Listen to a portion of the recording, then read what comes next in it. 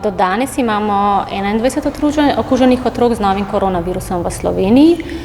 Nihče od otrok ne potrebuje hospitalizacije, bolezen poteka v blagi obliki. 2 otroka smo obravnavali na infekcijski kliniki, ostali otroci so bili obravnavani v regionalnih zdravstvenih domovih. Kakšna je bila njihova starost? Najmlajši otrok je star 16 mesecev, najstarejši 18 let.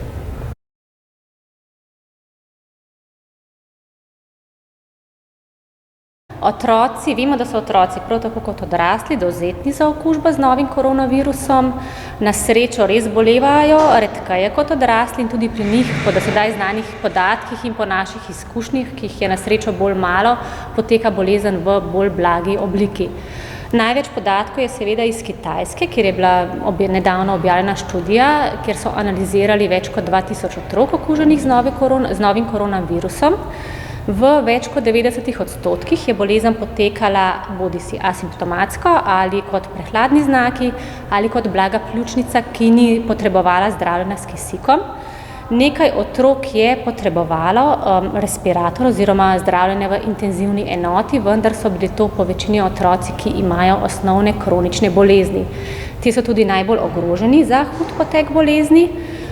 Sicer pa pri otrocih bolezen poteka največkrat kot blaga oblika, to pomeni, da imajo nizko povišano telesno temperaturo, običajno do 38 stopinj Celzija, približno v 50% je pridružen kašelj, prehladni znaki, torej izcedek iz nosu, bolečine v žrelu. Lahko se pri otrocih začne ocenjuje, da okoli do 15% tudi kot gastrointestinalne težave. Torej kot bruhanje ali kot driska.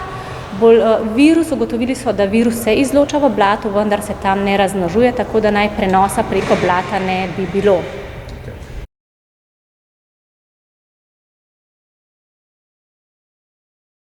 Če zboli otrok, če ima blago obliko, je potrebno ostati doma, se držati v tako imenovani samoizolaciji. Torej, predvsem je pomembno, ker otroci zbolevajo, imajo ponavadi blago obliko, so pa vseeno prenašalci bolezni. To pomeni, da lahko bolezen prenesejo na druge ljudi.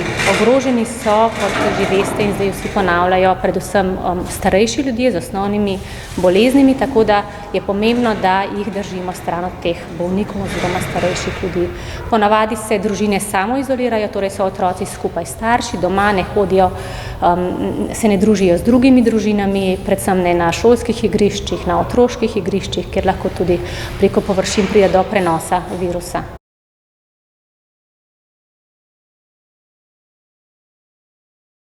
Kot vsako drugo virozo zdravimo tudi okužbo z novim koronavirusom simptomatsko, blage oblike, torej zdravimo z uživanjem dovolj tekočine, kot antipiretik uporabljamo paracetamol, otroci so doma, počivajo, veliko pijejo. Kdaj je čas, da se odpravimo k zdravniku? Torej, če starše karkoli zaskrbi, potem pokličajo svojega zdravnika, ki poda nadaljnja navodila. Naprimer, če ne morejo znižati telesno temperaturo, če imajo občutek, da otrok težje diha, hitreje diha, da sam pove, da težko diha, da je otrok apatičen, noče piti, lahko je ogrožen zaradi dehidracije. Ali pa vedno prosimo tudi starše, če ima otrok kakršnokoli osnovno bolezen, da se posvetuje s svojim zdravnikom.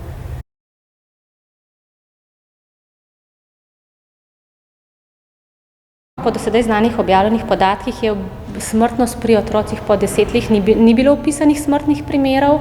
Opisan je sicer primer enega 10-mesečnega otroka, ki je imel okužbo z novim koronavirusom, vendar je imel težko kirurško obolenje in multiorgansko odpoved, tako da je zaključeno, kot da ni umrl zaradi koronavirusne bolezni. Smrtnost pri otrocih od 10 do 19 let naj bi bila 0,2%.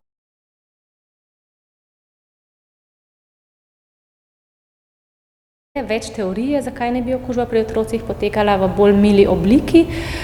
Ena je sigurno nezrel imunski oziroma drugačen imunski sistem v primerjavi z odraslimi, namreč pri koronavirusni pomemben imunski odziv, predvsem pri hudih oblikah, imunski odziv na virus.